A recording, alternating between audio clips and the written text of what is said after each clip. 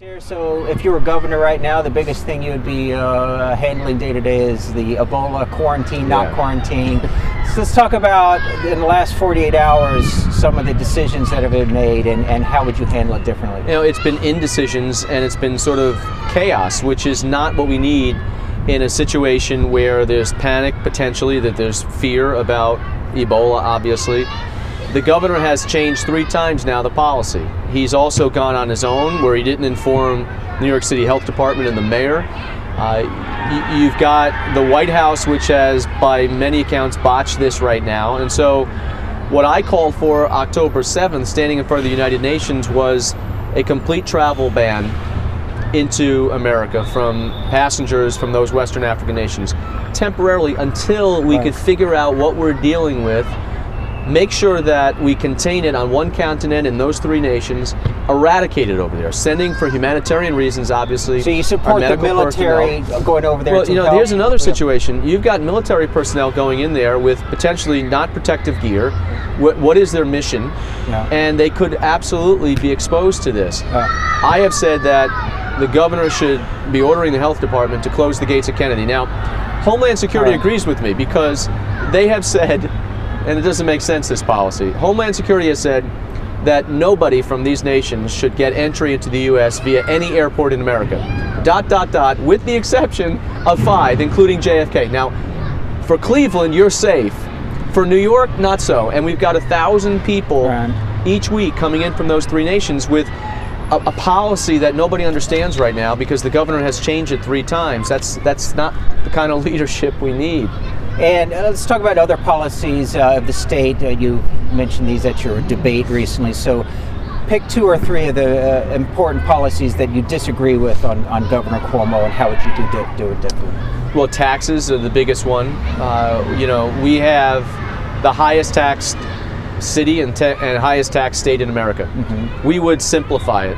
It's 3, there's 2 levels that we bring the brackets down. Right now we got 8 different income tax brackets.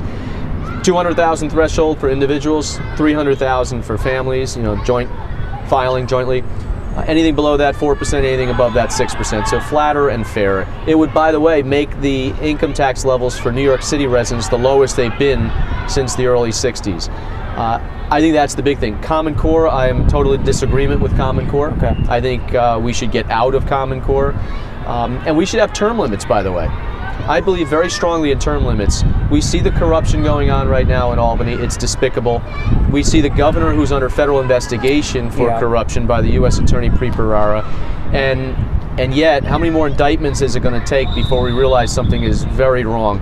I would have a term limit of 8 years. 8 years for the governor and statewide, 8 years for our legislators.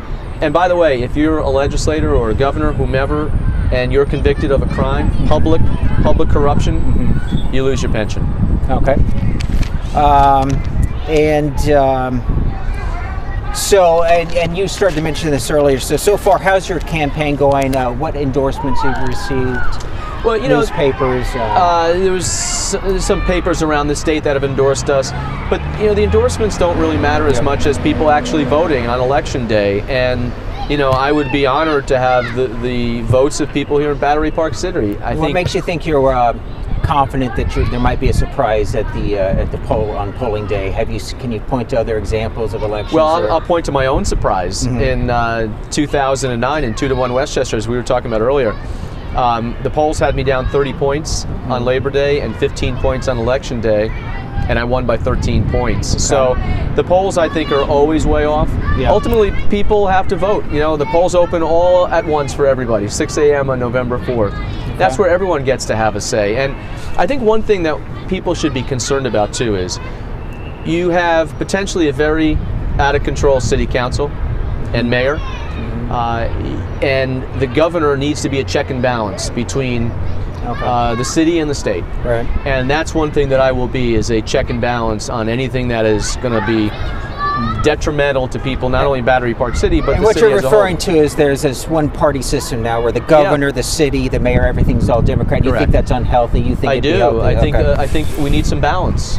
All right. Well, great. Thank you very much for your time. Thank you very much. You want to play some soccer? Sure, let's go. All right.